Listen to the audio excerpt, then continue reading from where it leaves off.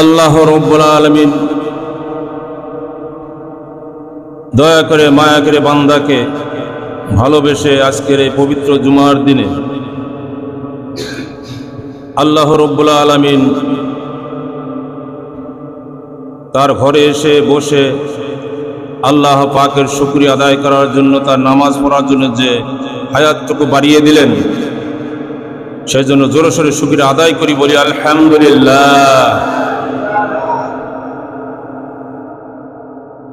আল্লাহ তাআলা যে আমাদের হায়াত দিয়ে বাঁচাই রাখছেন, এইটা সবচেয়ে বড় নিয়ামত, বান্দার জন্য বড় নিয়ামত হল হায়াত। আল্লাহ রাব্বুল আলামিনের কাছে কয়েকটা জিনিস রেখে দিয়েছেন, হায়াত, মওয়াত, রিজিক, দৌলত। এই চারটা জিনিস আল্লাহ রাব্বুল আলামিন কারো হাতে ছেড়ে দেন নাই।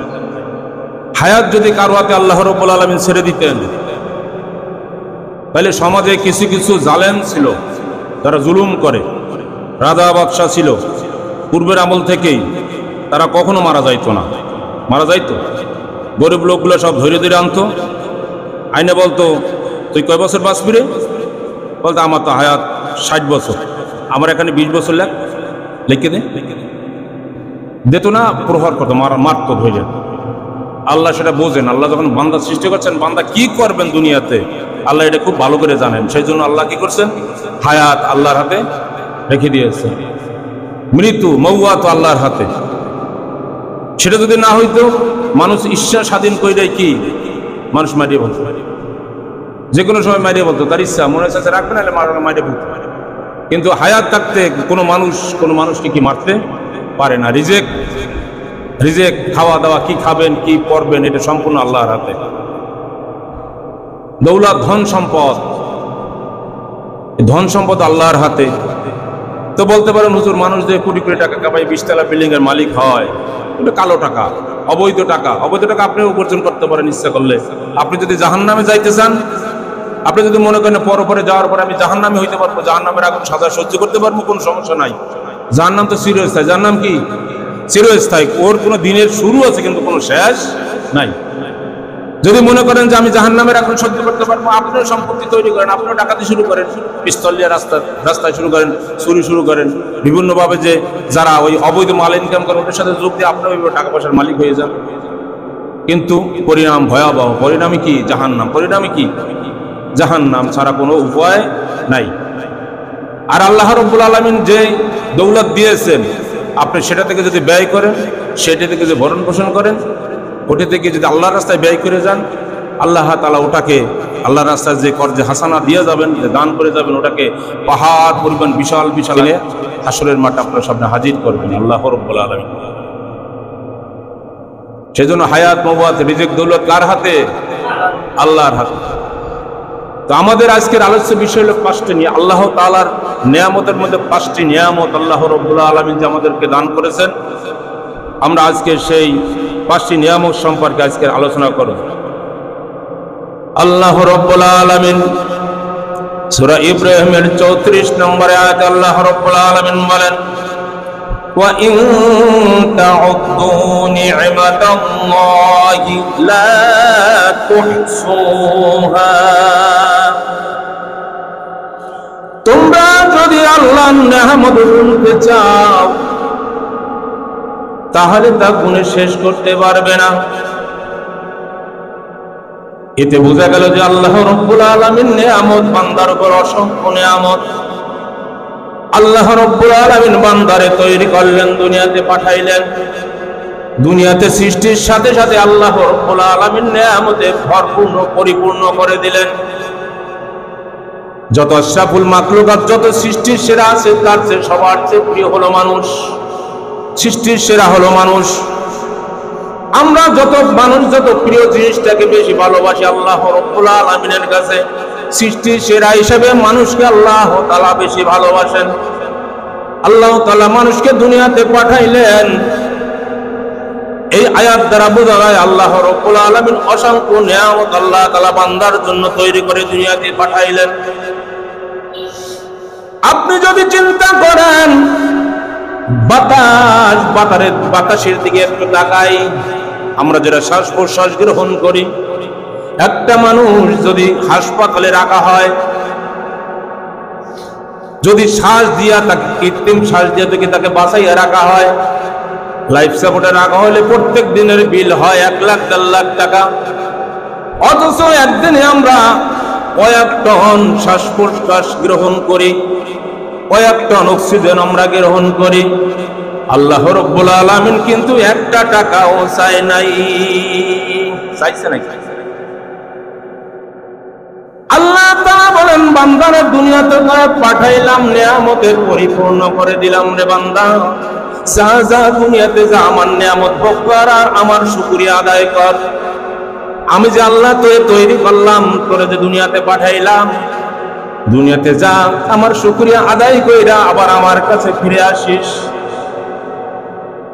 শুধু একটা অক্সিজেন, এরপরে আপনি চিন্তা করেন চোখের আলো। আমরা চোখ যদি অন্ধ থাকতো আমরা কিছুই দেখতে পাইতাম না। হাত পা যদি শক্তি না দিত হাত পা লড়াইতে পারতাম না। পায়ে যদি আল্লাহ তাআলা নিয়ামত দান না করতেন পা দিয়ে সামনে যাইতে পারতাম না। আল্লাহ তাআলা যদি রিজিক দিয়া যদি পরিপূর্ণ না করতেন, ফল মূল দিয়া তরুলতা দিয়া যদি না পরিপূর্ণ সৃষ্টি করতেন, আমরা কিছুই খাইতে পারতাম না। আপনি যেই দিকে যাবেন শুধু আল্লাহর নিয়ামত আর নিয়ামতে পরিপূর্ণ। আল্লাহ রাব্বুল আলামিন বান্দারে নিয়ামত দ্বারা পরিপূর্ণ করে দুনিয়াতে পাঠাইলেন। সূরা ইব্রাহিমের 34 নম্বর আয়াতে আল্লাহ তাআলা বললেন, অসংখ্য নিয়ামত, আল্লাহর নিয়ামত গুণে শেষ করা যাবে না। সূরা রহমানের মধ্যে, সূরা রহমানে আল্লাহ তাআলা বলেন, ফাবিআইয়ি আলাই রাব্বিকুমা তুকাযযিবান। আল্লাহর কোন কোন নিয়ামতকে তুমি অস্বীকার করবা? আল্লাহ দুনিয়াতে মানুষকে পাঠাইলেন, পাঠানোর সাথে সাথে আল্লাহ রাব্বুল আলামিন নিয়ামত পরিপূর্ণ করলেন। আপনি একটা নিয়ামত আল্লাহর অস্বীকার করতে পারবেন না। দুনিয়াতে মানুষের জন্য যা দেখতে পাই, যা ভোগ করতেছি, যা খাই, সব কিছু আল্লাহর দেয়া নিয়ামত আমরা ভোগ করতেছি, ঠিক কিনা? আল্লাহর দেয়া রিজিক খাও, আল্লাহর দেয়া দুনিয়াতে হাঁটাচলা করো, আল্লাহর দেয়া জমির উপর দিয়া তুমি চলাফেরা করো, আল্লাহর দেয়া অক্সিজেন দিয়া তুমি শ্বাস প্রশ্বাস গ্রহণ করো, আল্লাহর দেয়া নিয়ামত দিয়ে তুমি সারাক্ষণ বেঁচে থাকো। কিন্তু বান্দা তুমি সেই আল্লাহকে তুমি চিনলা না। যদি আল্লাহর চিন্তা পাইলে মসজিদে ঠিকভাবে নামাজ আদায় করতা, কিন্তু নামাজ পড়ো না, কোরআন পড়তে পারো না, তুমি আল্লাহর শুকরিয়া আদায় করো না। তুমি যেন কার শুকরিয়া আদায় করো? আল্লাহ রাব্বুল আলামিন বলেন, বান্দারে দুনিয়াতে পাঠাইলাম, নিয়ামতে পরিপূর্ণ করে দিলাম, বান্দা আমারে ভুলে যাইস না। সূরা ইনফিতরের মধ্যে আল্লাহ রাব্বুল আলামিন বলে, ইয়া আইয়ুহাল ইনসানু মা গাররাকা বিরাব্বিকাল কারীম। বান্দারে, কে তোমারে আমার কাছ থেকে দূরে সরাইয়া রাখলো? আমি তোমাকে পরিপূর্ণ করলাম নিয়ামত দ্বারা। সব কিছু দিলাম, 2টা পা দিলাম, 2টা হাত দিলাম, চক্ষু দিলাম, চামড়া দিয়া সবকিছু ঢাইকা দিলাম। আমার যেইভাবে মনে চাইলো বান্দা তোরে আমি সৃষ্টি করলাম। তোর ভিতরে হাড় দিলাম, ফুসফুসি দিলাম, হজম ক্রিয়া বানানোর জন্য বিভিন্ন তার সৃষ্টি করে দিলাম। মানুষের শরীরের মধ্যে যতগুলো রগ আছে, রক্তার, এই রগগুলো বাংলাদেশ পৃথিবীটা কয়েকবার প্যাচ দেওয়া যাবে, এতগুলো রগ আল্লাহ তাআলা শরীরের মধ্যে পাতা থেকে পা থেকে মাথা পর্যন্ত দিয়া দিলেন। তবুও বান্দা তুই একবার চিন্তা করো না, আমার শুকরিয়া আদায় করো না। তোর জন্য নিয়ামতে পরিপূর্ণ করে দিলাম, দুনিয়াতে যা বান্দা খা আর আমার শুকরিয়া আদায় কর। আল্লাহ রাব্বুল আলামিন সূরা নাহলের আয়াতে বলছেন, মা ইনদাকুম ইয়ানফাদু ওয়া মা ইনদাল্লাহি বাক।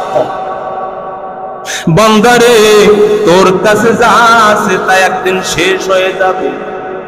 আমরা মনে করতে পারি আমার কাছে অনেক কিছুই আছে, কিন্তু আল্লাহ বলেন, বান্দা তোর কাছে যা আছে একদিন শেষ হয়ে যাবে, কিন্তু আমি আল্লাহ আমার কাছে যা আছে তা চিরস্থায়ী, কোনো শেষ হবে না। এই দুনিয়াতে আল্লাহ তাআলা যা দিলেন বান্দার জন্য, যে নিয়ামত পাঠাইলেন, সব কিছু ক্ষণস্থায়ী, কয়েকদিন পর শেষ হয়ে যাবে। কিন্তু পরকালে যাওয়ার পরে আল্লাহর কাছে যা আছে কখনোই শেষ হবে না, চিরস্থায়ী। দুনিয়াতে মানুষের কাছে কি আছে? জীবন, যৌবন, অর্থ, সম্পদ, সুখ, শান্তি। জীবন একদিন তোমার শেষ হয়ে যাবে, যৌবন একদিন তোমার শেষ হয়ে যাবে, জীবন একদিন শেষ হয়ে যাবে। প্রমাণ দেখো, পাশে কবর আছে, কবরের দিকে তাকাও। তোমার মতো এই মসজিদে উনিও নামাজ পড়ছিলেন, আজকের কবরের মধ্যে জীবন শেষ। যৌবন নিয়ে তালবাহানা করো, বিভিন্ন জায়গায় যৌবনকে খাটাও। তুমি একবার দাড়ি পাকা লোকদের দিকে তাকাও, জোয়ান ছেলে এক সময় বুড়ো হয়ে গেছে, লাঠি ভর্তি হাটে, যৌবন তার শেষ। অর্থ সম্পদ, আজ মনে করো তোমার কাছে টাকা আছে কোটি কোটি, বন্ধুরে অনেক বড় লোক মানুষ আছে আজকের রাস্তার ভিখারি, তার অর্থ সম্পদ নাই। এভাবে প্রমাণ বহুত আছে। আজকের তোমার কাছে অর্থ সম্পদ আছে, কালকে তোমার কাছে অর্থ সম্পদ থাকবে না, শেষ হয়ে যাবে। সুখ আজকের আছে, তুমি সুখে জীবন যাপন করতেছো, এমন একদিন আসবে তোমার সুখ থাকবে না। এই যে ক্ষণিকের যে নিয়ামত গুলো আল্লাহ রাব্বুল আলামিন তোমার জন্য দিলেন, আল্লাহ তাআলা তোমার জন্য যে পাঠাইলেন, এই ক্ষণিকের নিয়ামত গুলাকে তুমি সুষ্ঠুভাবে বন্টন করো, সুষ্ঠুভাবে ভোগ করো, সুষ্ঠুভাবে কাজে লাগাও। এই নিয়ামত গুলা কাজে লাগাইলেই তুমি পরে পরে যাওয়ার পরে চিরস্থায়ী নিয়ামতে পরিপূর্ণ হইবা।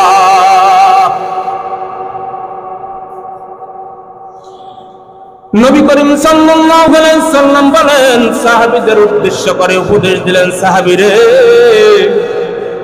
পাঁচটি জিনিস আসার আগে পাঁচটি জিনিসের কদর করিও। এক নম্বর হলো বার্ধক্য আসার আগে, বুড়া হওয়ার আগে, বার্ধক্য আসার আগে তুমি জোয়ান বয়সটাকে তোমার কাজে লাগাইও। দুই নম্বর হলো অসুস্থ হওয়ার আগে তোমার সুস্থতার কদর করিও। তিন নম্বর হলো ব্যস্ত সময়ের আসার আগে খালি সময়, তোমার ফ্রি সময়টা কাজে লাগাইও। পাঁচ নম্বর হলো মৃত্যু আসার আগে জীবনকে কাজে লাগাও। আর একটা হলো দরিদ্র আসার আগে তোমার ধন সম্পদকে কাজে লাগাও। এক নম্বরে হলো যৌবনকাল। আল্লাহ রাব্বুল আলামিন বলেন, বুড়া হওয়ার আগে তোমার যৌবনকে কাজে লাগাও। তার মানেটা কি?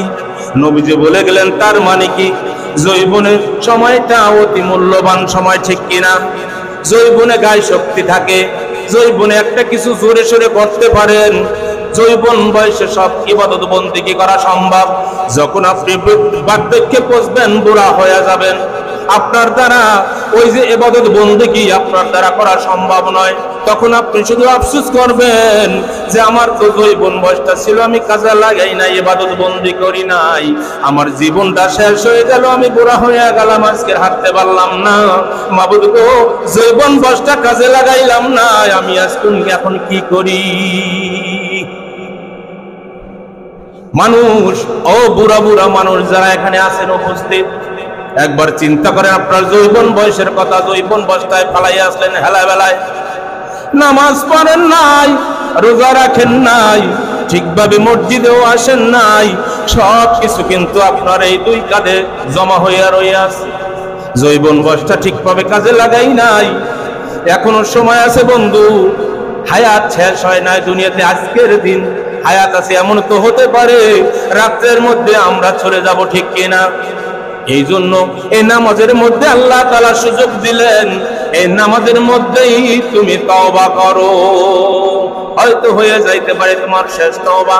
আল্লাহ তাআলা এই শেষ তওবা তোমার যদি কবুল করে, তুমি জান্নাতি হয়ে যাবা। আর মনে রাখবা, যদি তওবা না করো, তোমার স্থান কই হবে তুমি নিজেই বোঝো। আমার আর বলার অপেক্ষা রাখে না।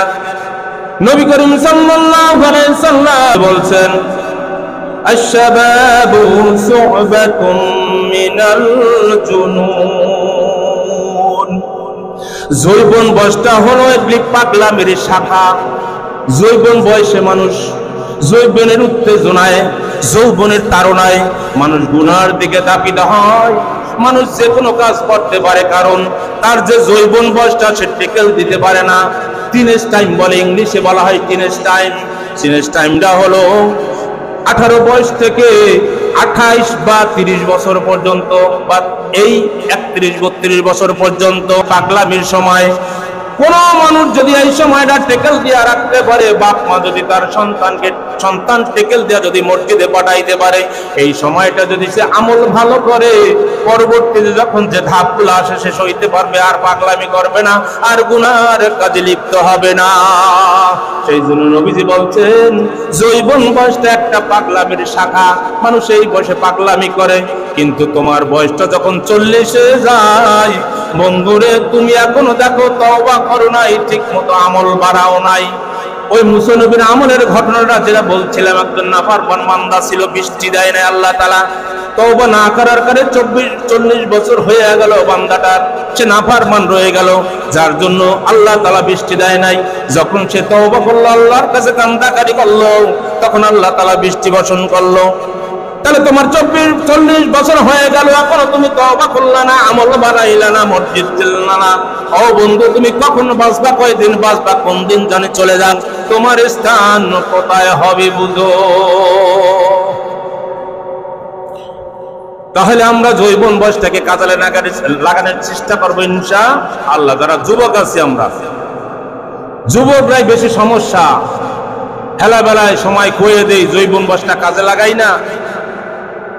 বিভিন্ন ভাবে রায় জোগাড় করি, মোবাইলের মধ্যে গেম খেলতে খেলতে এরা সময় পার করে, অথচ ওই সময়টা যদি কোরআনের মধ্যে পার করতো, কোরআনের হাফেজ হইতে প্রায় করে, ঠিক না? এই সকালে শুরু করে 11টা-12টা পর্যন্ত খেলে, 6-7 ঘন্টা 8 ঘন্টা তো গেম খেলাই, কোনো মতে খানা খায়, অনেক বাচ্চারা খানাও খায় না, ওই গেমের মধ্যে পড়িয়েছে, ঠিক না? যারা বাবার আছেন, অ্যান্ড্রয়েড সেট বাচ্চাদের টিনেজ টাইম পাগলামির সময়টা অ্যান্ড্রয়েড টাইম না দেওয়াটাই ভালো। আমি আমার ছেলেরে দেই নাই। আমার ছেলে একজন আলেম উঠছে, ইন্টারে ভর্তি করছি বিএমএ, আবার আগামীতে সে ওখানে সাগরদি ভর্তি করবে, আমি এখনো মোবাইল দেই নাই, বলছে অপেক্ষা করো, দেবো কিছুদিন পরে। তো সেই জন্য আপনাদের কাছে অনুরোধ থাকবে, যারা বাবার আছেন, ছেলেদের মোবাইল না দিতে পারলে আপনি জানি কেমন হয়ে যান। শেষটির সময় কাটাবে, মোবাইল নিয়ে সময় কাটাবে, গেম খেলবে, অন্য মানুষ কি বলবে, তোর বাপে মোবাইল কিনে দেয় নাই, এটা একটা প্রেস্টিজ না? প্রেস্টিজের কিছু নাই, তোমার সন্তান নষ্ট হয়ে যাচ্ছে। অ্যান্ড্রয়েড সেট হাতে থাকলে তোমার সন্তান নষ্ট হয়ে যাচ্ছে, আর তোমার যখন বয়স হবে, ইচ্ছা করলে তুমি গুনার দিকে ধাপিত হবা না। যখন বুড়ো হবা, 40 পার হবে, তখন ইচ্ছা করলে তুমি গুনাহ কাজ করতে পারবা না। আর যারা করে তারা তোমার না পারমান, ওরা সবসময় করবে। তাদেরকে আপনি হাদিসের বয়ান শুনান আর না শুনান, কোরআনের বয়ান শুনান আর না শুনান, তারা ঈমান আনবে না, তারা ওই যেভাবে আছে সেইভাবেই থাকবে। সেজন্য এই যৌবন বয়সটা আমরা কাজে লাগাবো, আল্লাহ তাআলার ইবাদত বন্দেগী করে। পারবো না যুবকরা? যুবক যারা আছে এখানে, 40 বছর পর্যন্ত যুবকই থাকে মানুষ। 40-এর পর থেকে আস্তে আস্তে আস্তে আস্তে তার যৌবনে ভাটি লাগে, তার বডিতে ভাটি লাগে, তার শরীরে আস্তে আস্তে আস্তে আস্তে কি হয়, ব্যাটারির যেমন চার্জ ফুরাইয়া যায়, মানুষেরও একটা তদ্রূপ একটা স্থায়িত্ব দিয়া শরীরের যে সেলগুলো আছে, আমরা খালি চোখে দেখতে পাই না, আমাদের যে মাংস পিণ্ড আছে, প্রত্যেকটা মাংসের পিণ্ডের ভিতরে ছোট ছোট ছোট ছোট সেল আছে, এবং এই সেলগুলা লক্ষ লক্ষ কোটি কোটি সেল মিলা একটা মাংসের পিণ্ড তৈরি হয়, যেটা আমরা খালি চোখে দেখতে পাই না, ওটা অনুবীক্ষণ যন্ত্র দ্বারা দেখা যায়। সেই সেলগুলো দিয়ে দিয়ে দিয়ে মাংসপিণ্ড তৈরি হয়। এই মাংসপিণ্ড তৈরি হইতে হইতে শরীর বডি গঠন হয়। তো এই সেলগুলো আস্তে আস্তে আস্তে আস্তে দুর্বল হয়ে যায়। ব্যাটারির মধ্যে ব্যাটারিরও সেল আছে। ব্যাটারি কিভাবে বানাইলো? ব্যাটারি আজ লাইক মানুষকে দিয়ে চিন্তা ভাবনা করে এই ব্যাটারিটা তৈরি করা হয়েছে। মোবাইলের যে ব্যাটারিটা আছে, সেই ব্যাটারিটার একটা আয়ুষ্কাল আছে, ওটার একটা সেলের একটা ওটার সেলের সংখ্যা আছে, যে এইটায় 5 লাখ সেল দেওয়া আছে। ওই ব্যাটারি চার্জ দেয় আবার খোলে, চার্জ দেয় খুলে, যতবার ব্যাটারি চার্জ দেওয়া হবে খোলা হবে, একটা সেল কি ড্যামেজ হয়ে যায়। মানুষের 50, 60, 100 বছর হায়াত দেওয়া হয়েছে, তার ব্যাটারি যে তার শরীরের যে সেলগুলো আছে, মানুষের বডির মাংসের মধ্যে যে সেলগুলো আছে, এই মানুষের সেলগুলো আস্তে আস্তে বয়স বাড়ে, সেলগুলো দুর্বল হয়ে যায়, বয়স বাড়ে, সেলগুলো দুর্বল হয়ে যায়, আস্তে আস্তে সে বার্ধক্যে উপনীত হয়ে যায়। বন্ধু, তুমি যৌবন বয়সে তোমার ব্যাটারি চার্জ থাকতে তুমি কাজে লাগাও তোমার বডিকে। ব্যাটারি চার্জ থাকতে তুমি আল্লাহকে ডাকো, ব্যাটারির চার্জ থাকতে তুমি নামাজ পড়ো, আল্লাহকে সেজদা দাও। বুড়ো হইলে তুমি আর সেজদা দিতে পারবা না। মনে করছো আমার এখনো তো ইবাদত বন্দেগীর সময় হয় নাই, সামনে সময় আছে, আমি করে নেবো ইবাদত বন্দেগী, কিন্তু তোমার তো সুযোগ নাও হতে পারে। তুমি তো এই যৌবন বয়সে মারা যাইতে পারো, ঠিক কিনা? আমরা যে মারা যাই, যৌবন আর বুড়ো আছে, যে কোনো সময়। বাবার আগে ছেলে চলে গেছে না, অসংখ্য মানুষ চলে যায় বাবার আগে। তো যুবক, তুমি যে আজকের হেলা ফেলায় অযথা সময় নষ্ট করো। তুমি যে আল্লাহকে সিজদা করো না, নামাজ পড়ো না, কোরআন পড়ো না, তোমার তো বডির সেলগুলো আস্তে আস্তে দুর্বল হয়ে যাচ্ছে। একদিন তোমার হায়াতও শেষ হয়ে যাবে, তুমি বুড়ো হয়ে যাবা, একদিন মৃত্যুর করে ঢলে পড়বা। তখন শুধু আফসুস করবা আর আফসুস করবা, কি করলাম। এই বুড়োরাই এখানে যখন আসি, আমরা যারা বুড়োরাই আছি, আমরাই তো আফসুস করি, জৈবন বর্ষ যে এইভাবে একটু নামাজ পড়তে পারতাম, এইভাবে তাহাজ্জুদ করতে পারতাম, আমি কোরআনটা যদি ভালোভাবে শিখতাম, তাহলে আজকের আমার কি মূলধন কিছু থাকতো, আমার আমলনামায় কিছু মূলধন থাকতো। বাবারে, কোরআন পড়তে বলি, এত কোরআন কেন পড়তে বলি? কোরআনই হলো মুসলমানের আসল মূল গ্রন্থ। যেই লোক কোরআন পড়তে পারে না, সে হেদায়েত খুঁজে পাবে না, সে হেদায়েত খুঁজে পাবে না। কারণ তোমার হেদায়েত রয়েছে তোমার কোরআনের মধ্যে। আল্লাহ তাআলা তো 2 নম্বর আয়াতে আল্লাহ রাব্বুল আলামিন বলে দিয়েছেন কোরআনের, যালিকাল কিতাবু লা রাইবা ফি হুদাল লিল মুত্তাকিন। এই সেই কিতাব যা মুত্তাকিদের জন্য হেদায়েত।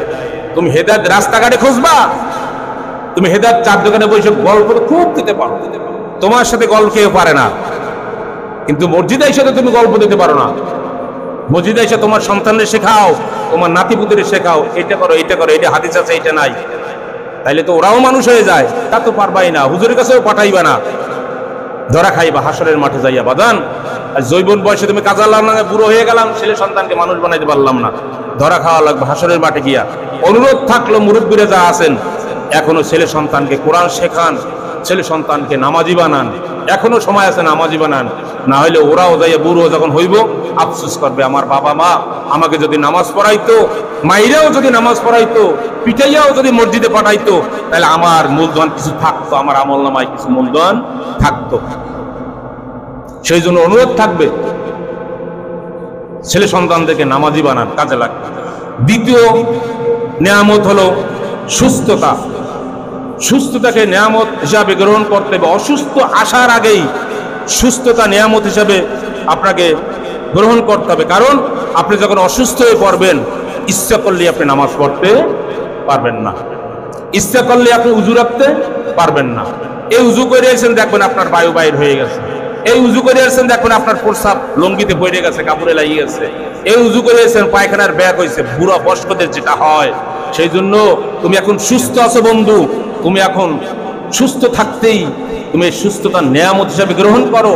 তুমি আল্লাহকে ডাকো, আল্লাহকে বেশি বেশি করে ডাকো। কারণ আল্লাহ তো বলছেনই, বান্দারে তোরে দুনিয়ায় পাঠাইলাম একমাত্র ইবাদতের জন্য, তুমি ইবাদতই করো, অন্য কাজে তুমি লিপ্ত হয়েও না। তোমার সুস্থতাকে তুমি নিয়ামত হিসাবে তুমি গ্রহণ করো বন্ধু। নবী করিম সাল্লাল্লাহু আলাইহি সাল্লাম বলেন, নি'মাতানি মাগবুনুন ফীমা কাসীরুম মিনান নাস আস-সিহাতু ওয়াল ফারাগ। নবী করিম সাল্লাল্লাহু আলাইহি সাল্লাম বলেন, দুটি নিয়ামতের বিষয়ে মানুষ খুব ধোঁকায় থাকে। একটা হলো সুস্থতা, আর একটা হলো খালি সময়। সুস্থতা, তুমি সুস্থ আছো, এখন নিয়ামত গ্রহণ করো, তুমি এখন বেশি বেশি করে ইবাদত করো, বেশি বেশি করে জিকির করো। তোমার সময় খালি আছে, কাজ কর্ম নাই, রিজিক পর্যাপ্ত তোমার ঘরে আছে, সময়টা ফাঁকা আছে। ফাঁকা সময় তুমি মসজিদে চলে আসো, আল্লাহ তাআলার শুকরিয়া আদায় করো, আল্লাহকে একটু ডাকার চেষ্টা করো। কারণ নবী বারবার বলছে, তোমার সময় যখন ফারেক হয় তখন তুমি আল্লাহকে বেশি করে ডাকো। কিন্তু আমরা কি আল্লাহকে ডাকি? আমরা কি করি? শুইয়া বইয়া অযথা টিভি দেখে দেখা আমরা সময় নষ্ট করতেছি। 3 নম্বর নিয়ামত হলো ধন সম্পদ। বড়ই নিয়ামত। তোমার অভাব আসার আগে তুমি ধন সম্পদকে কি করো? কাজে লাগাও, নিয়ামত হিসাবে গ্রহণ করো, তুমি ভোগ করো, আল্লাহর রাস্তায় কর্জে হাসানা দিয়ে যাও। কারণ তুমি এই যে টাকাটা, এই যে নিয়ামতটা, এই যে সম্পদটা আল্লাহ তাআলা দিল ক্ষণিকের জন্য, কয়দিনের জন্য? ক্ষণিকের জন্য, কয়েকদিন আছে, পরে দেখবেন আর আবার সম্পদ নাই, ঠিক কিনা? এই ক্ষণিকের যখনই টাকা পয়সা থাকে, ভালো কাজগুলো করে নাও, দান সদকাগুলো করে নাও। এমন একদিন আসবে, এমন একদিন তুমি দরিদ্র হয়ে যাইবা, তোমার হাতে টাকা পয়সা থাকবে না, ধন সম্পদ থাকবে না, তুমি ইচ্ছা করলেই তুমি দান করতে পারবে না, তাহলে তোমার তো মূলধন কিছু নাই। সেজন্য বেশি বেশি করে মসজিদে দান করে দাও, এখনই সময় আছে, মসজিদে দান করো। পাহাড় পরিমাণ নেকি তোমার সামনে দাঁড়াইবে হাসরের মাঠে। আল্লাহ রাব্বুল আলামিন সূরা হাদীদের 11 নম্বর আয়াতে বলেন, মান যাল্লাযী ইউকরিদুল্লাহা করদান হাসানা قرضا حسنا فيضاعفه له وله أجر كريم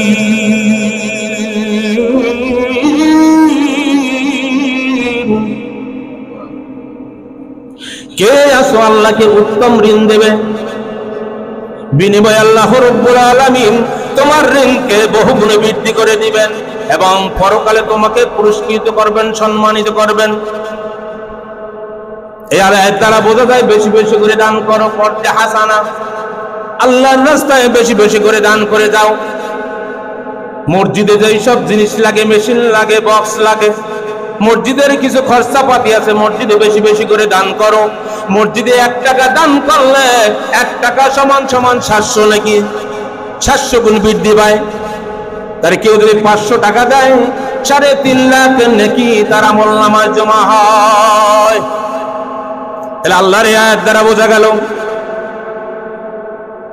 বেশি বেশি করে দান করো, কারণ এমন এক সময় তোমার অভাব আসবে, তুমি টাকা ইচ্ছা করলেই দান করতে পারবে না, তোমার পকেটে থাকবে না।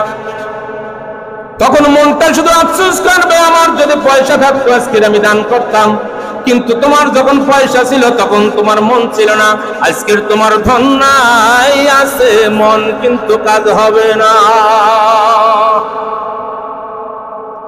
আল্লাহ রাব্বুল আলামিন দিয়া দান বুঝে মন নিতে লাগে কতক্ষণ। বহুত বহুত লোক আছে কোটি কোটি হাজার কোটি টাকার মালিক আজকের নাই, আছে নাকি? নাই নাই নাই। কিছুদিন আগে যে ঘটনা ঘটলো, এখানে আবার তো বিভিন্ন পদের লোক থাকতেন, বললে আবার কেউ না হুজুর এই কথা কয়। আমি সাপোজ উদাহরণ দেওয়ার জন্য বলতেছি, সেটা হলো আমাদের আমু ভাই। কার কথা? আমাদের আমু ভাই। কোটি কোটি সন্তানাদি ছিল না, কোটি কোটি সম্পদের মালিক ছিল। আজকের আমাদের আমু ভাই কোথায়? আছে টাকা, ইচ্ছাকালে কি দান করতে পারবে? ইচ্ছাকালে 2 টাকা মসজিদে যেখানে সম্বল আছে সব টাকা ধরা খাইছে, সব যেখানে যা আছে সব হাতা খাতা সব ধরা খাইছে। ইচ্ছাকালে আর দান করা, তাহলে সে বড় লোক ছিল না? সে রাজধানী ছিল না? কোটি কোটি হাজার কোটি টাকার মালিক ছিল, আজকে তার টাকা পয়সা নাই। ইচ্ছা করলেই মসজিদ একটা তৈরি করতে পারবে না, ইচ্ছা করলে মাদ্রাসা তৈরি করা তার পক্ষে আর সম্ভব নয়। এই উদাহরণ দিয়ে আমরা যেন অনেক কিছু বুঝি, বেশি উদাহরণ আর দিলাম না। এভাবে বাংলাদেশে বহুত লোক আছেন যারা হাজার হাজার লক্ষ লক্ষ কোটি টাকার মালিক ছিল, আজকে সে ফকির। আজকে কি ইচ্ছা করলেই সে দিতে পারবে? আর পারবে না। সেই জন্য বেশি বেশি করে দান করার চেষ্টা করবে, ইনশাল্লাহ। পারবো না, সময় সংক্ষিপ্ত সময়, আসলে এই আলোচনা শেষ করা সম্ভব নয়। তো এর পাশে 4 নম্বর হচ্ছে খালি সময়। যখন আপনি ফ্রি থাকেন সেই সময়টা আল্লাহর নেয়ামত হিসাবে গ্রহণ করতে হবে। ফ্রি সময়টা আল্লাহর নেয়ামত হিসাবে গ্রহণ করতে হবে, কারণ সময়ের এতই মূল্য। সময় খুব দামি। আপনার হায়াত আছে 40, 50, 60 বছর, 70 বছর। এরপরে আপনি চলে যাবেন অজানা এক ঠিকানায়, আপনি পাড়ি জমাবেন যে ঠিকানার নামও জানি না। কোথায় কে থাকবো? এখানে হয়তো একজনের সাথে আরেকজনের দেখা হয়, কথা হয়, একসাথে বৈশা খাই, চা খাই, মসজিদে খাই, সেখানে যাই, বাড়িতে যাইয়া দাওয়াত খাই। কিন্তু এমন এক অজানা ঠিকানায় চলে যাব, আর কেউ কারোর সাথে দেখা নাও হতে পারে। কারণ বন্ধু, তুমি সময়টা কাজে লাগাইছো, তুমি থাকবা এক জায়গায়, আর যে সময় কাজে লাগায় নাই তার ঠিকানা হবে আর এক জায়গায়। সময় এত মূল্যবান, একটা উদাহরণ দিয়া বুঝাইয়া দেই, ভালো কইরা লক্ষ্য করো। যা আছে পর্দার অন্তরালের মা বোনেরা, সময় এত দামি, এই উদাহরণটা দিয়া তুমি বুঝে নাও সময় কত দামি। একবার যদি সুবহানাল্লাহ বলে, কয়বার? একবার যদি কোন লোক সুবহানাল্লাহ বলে আল্লাহরে ডাক দেয়, নেকির পাল্লা অর্ধেক ভরে যায়। নেকির পাল্লা, সুবহানাল্লাহ একটা ডাক দেন, নেকির পাল্লা অর্ধেক ভারী হয়ে যায়।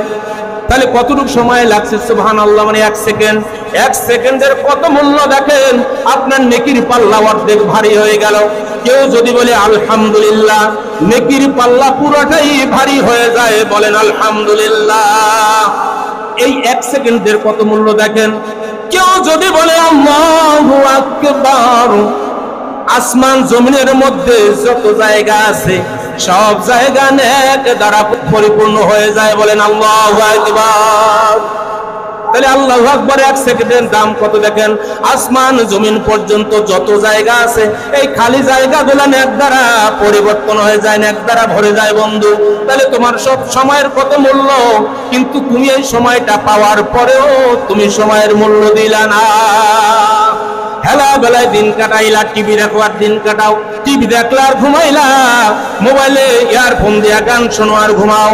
তুমি মনে রাখবা মোবাইলে গান শুনতে শুনতে যদি ঘুমাইয়া যাও আর ওই সময় যদি তোমার মালাকুল মওত আইসা যায়, তোমার আর কপালে মনে হয় আর তওবা জুটলো না, তোমার স্থান কোথায় হবে তুমি ধরে নাও। সেই জন্য এখনো সময় আছে, খালি সময়টার মূল্যায়ন করো। একবার সুবহানাল্লাহ বললে নেকির পাল্লা অর্ধেক ভরে যায়। চিন্তা করেন একটা সেকেন্ড, তাহলে কত মূল্য।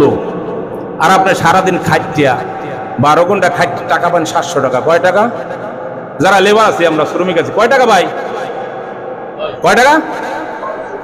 700 টাকার হুজুরের ভাই 315 টাকা। হুজুরের ভাই 315 টাকা, এটাই জীবন।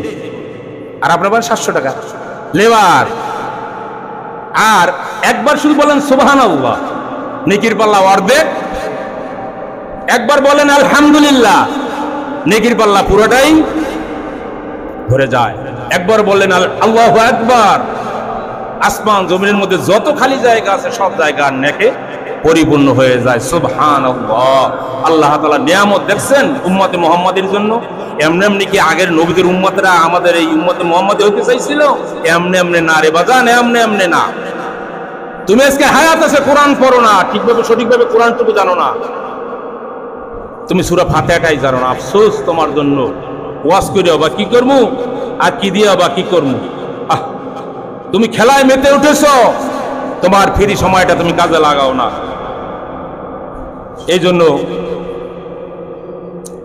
আর 5 নম্বর নিয়ামত হলো জীবন। আল্লাহর একটি বড় নিয়ামত। জীবন কি? আল্লাহ তাআলার বড় নিয়ামত। আল্লাহ রাব্বুল আলামিন সূরা বাকারার 28 নম্বর আয়াতে বলছে, তোমরা কেমন করে আল্লাহর অকৃতজ্ঞ হও, মানে উপকারের অপকার স্বীকার করাকে অকৃতজ্ঞ বলে। আল্লাহ যে বান্দাকে তৈরি করলেন, আমরা সবসময় আল্লাহ তাআলার অকৃতজ্ঞ হয়ে থাকি। এই আল্লাহ রাব্বুল আলামিন বলছে, তোমরা ছিলে নিষ্প্রাণ। তোমরা ছিলে কি? নিষ্প্রাণ। আমি আবার প্রাণ দিয়েছি, আমি জীবন দিয়েছি, আবার আমি মৃত্যু ঘটাবো। মৃত্যু ঘটানোর পরে আবার হাসরের মাঠে আমি কি করব? জীবন দান করব।